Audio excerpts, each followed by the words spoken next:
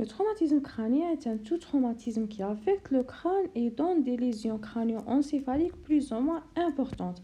Ces traumatismes crâniens sont parfois mortels avec des séquelles neurologiques importantes euh, et surviennent surtout en cas d'accident de circulation.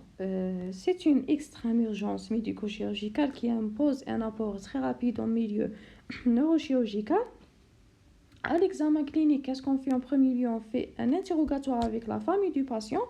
On va interroger et chercher les circonstances de ce traumatisme, c'est-à-dire l'heure et le lieu, l'heure à peu près et le lieu de ce traumatisme. Après ça, on cherche l'état du patient.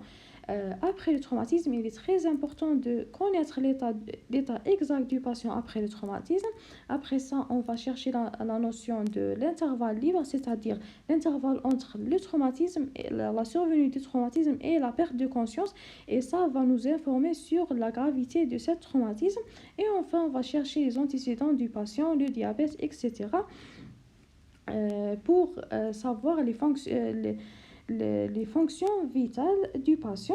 Après ça, comme premier examen clinique, on va faire l'examen clé qui est le score de Glasgow.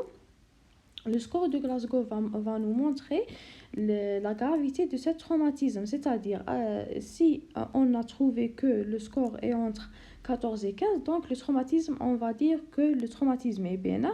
Si le score est entre 9 et 14, donc le traumatisme est modéré. Si le score est inférieur à 8, donc le traumatisme est sévère et le patient est comateux.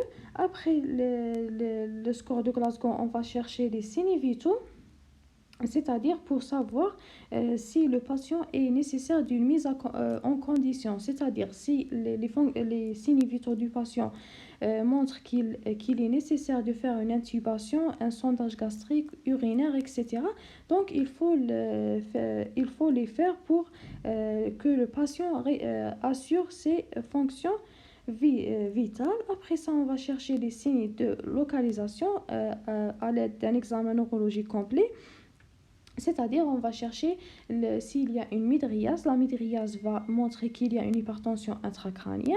On va chercher aussi un déficit moteur, c'est-à-dire s'il y a une hémiplégie, monoplégie, etc.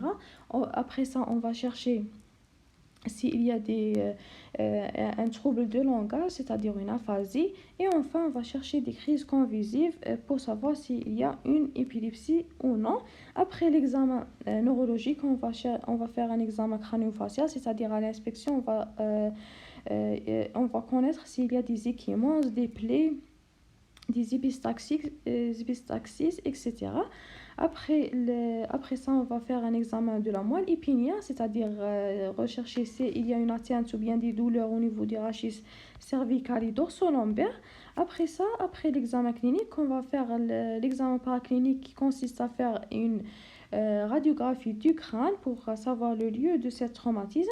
Si le patient si à l'échelle de Glasgow, le patient a des troubles de conscience, donc on va faire le scanner pour savoir la cause de ce trouble, c'est-à-dire soit un hématome, comme les images montrent, soit un hématome extradural ou bien sous-dural, ou bien des contusions cérébrales qui causent des hémorragies méningées, ou bien un hématome intracérébral. Aussi, on va chercher s'il y a un œdème cérébral, pneumocéphalie, c'est-à-dire l'air à l'intérieur de l'encéphale, et enfin la plaie crânio-cérébrale. Après le scanner, on peut faire l'IRM, mais n'est pas nécessaire l'IRM pour savoir l'état du tronc cérébral et aussi l'artériographie pour savoir l'état des artères cérébrales. Comme traitement, le traitement est principalement chirurgical, consiste à suturer les plaies ou bien la plaie qui existe dans le cuir chevelu à cause de ce traumatisme. On va nettoyer et suturer la plaie. Après ça, on va voir s'il y a des embarrures, c'est-à-dire des pièces osseuses qui ont entré à l'intérieur du cerveau à cause de ce traumatisme. Et si la radiographie montre ces embarrures, on va les enlever par la chirurgie parce qu'ils ont des infections graves sur le cerveau. Si après ça, s'il y a un hématome, on va drainer cet hématome.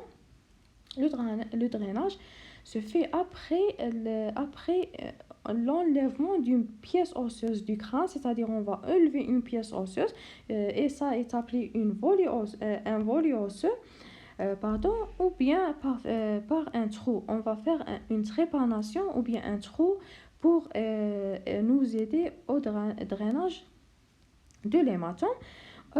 Après ça, si le patient est comateux, qu'est-ce qu'on va faire? On va faire un traitement qui est soit médical, c'est-à-dire le mannitol pour réduire l'œdème. On va donner le mannitol et les diurétiques.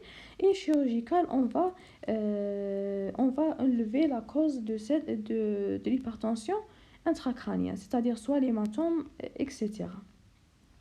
Et enfin, après le traitement, on va surveiller le patient. Il faut toujours la surveillance continue du patient.